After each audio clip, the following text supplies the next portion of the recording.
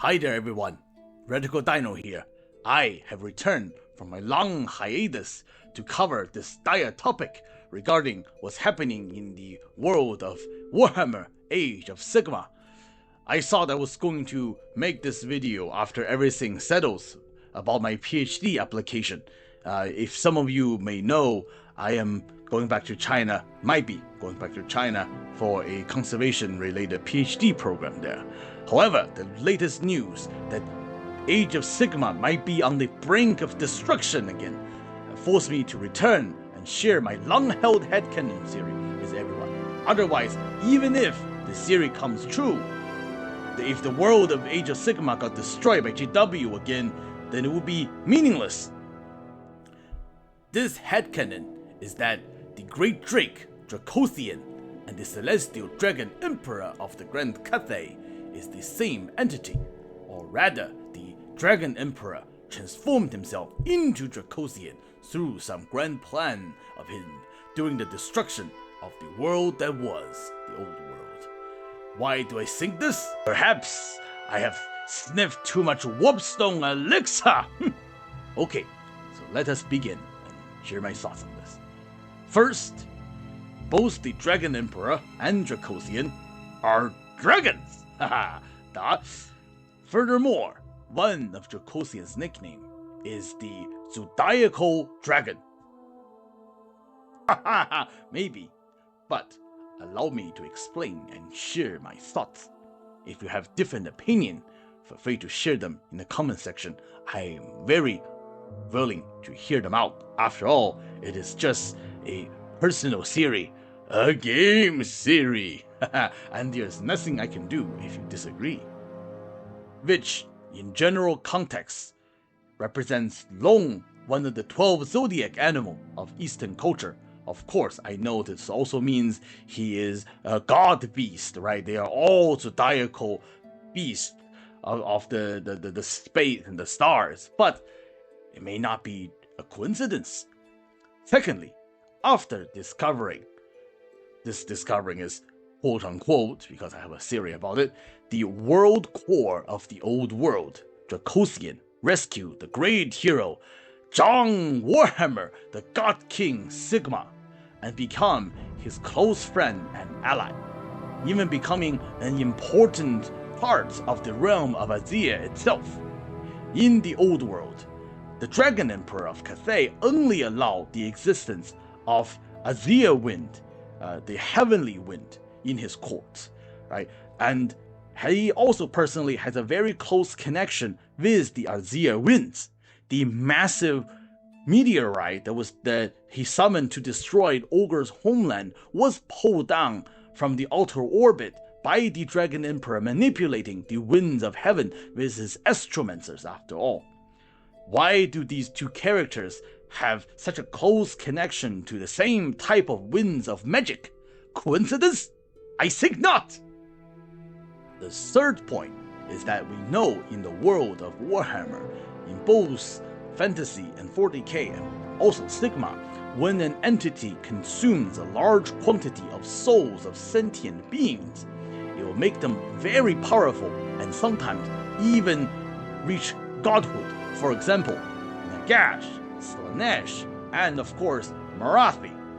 And we know that the Celestial Dragon Emperor was building a different afterlife for all Cathayans.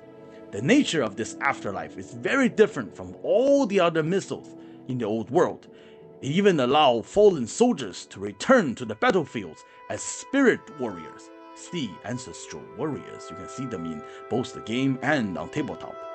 Of course, the tabletop rule is a little different, but moreover, this afterlife is not connected to other gods of death, but to his own daughter, the oldest dragon children, and the dragon of death, Shiyama.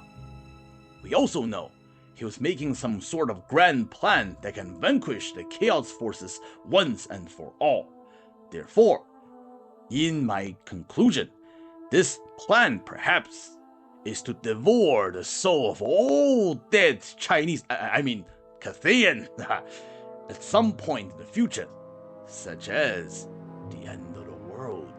to transform himself into an unprecedentedly powerful godlike being. Isn't it all coming together?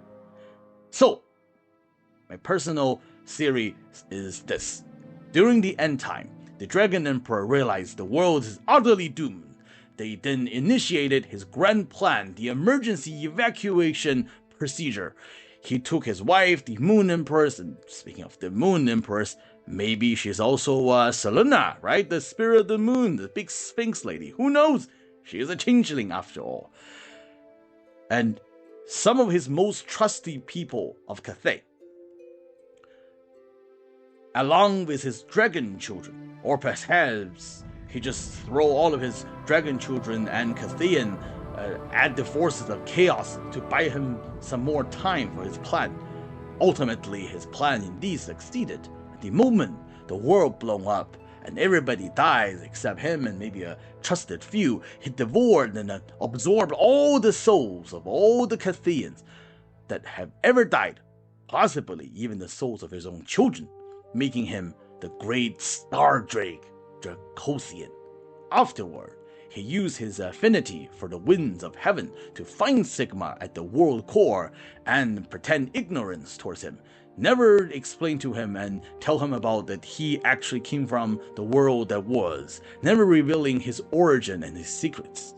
He probably is also a very cunning character with his own ambition and plans.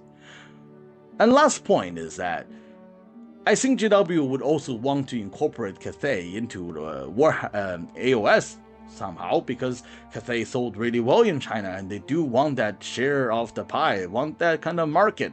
So it would be the perfect way to lead Cathay into AOS if it turns out that Dracothion and the Dragon Emperor is actually the same or entity that have very strong resemblance with each other. But lastly, I do have some thoughts regarding the new events perhaps happening in Age of Sigmar. I would say destroying all the realm, it may be able to work, but I really don't like changes like that. It's not like Cadia, the fall of Cadia, right? The fall of Cadia, the Imperium got split in half, but you can still see people fighting forces of chaos, and even in the dark side of the Imperium, there's a lot of people doing their stuff and vanquishing chaos and doing good things and getting led by another Primarch.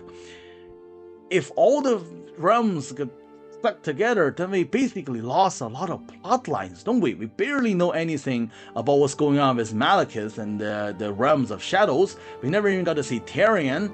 And then what's up with the point with all the story that was told before? But more importantly, if GW kills Sigmar, I might as well bounce the setting, or I'll probably not trust GW that easily ever again, since I do like Sigmar. He's after all the Welder of Gilmaraz. He is John Warhammer. If killing him is like how Hasbro killed Optimus Prime in Transformer the movie, I really hope they would not make stupid decisions like that for one of their most successful IP. And AOS has such beautiful miniatures. I would feel really bad and ironically for missing out playing it just because they really ruined the setting. Well, that's my thoughts regarding the whole situation. Hope you enjoy my personal theory. If you do not like it, please let me know and why you disagree. And I will be getting back into video production very soon. You'll see more of me coming. Take care, folks. Hope you like and subscribe, and feel free to share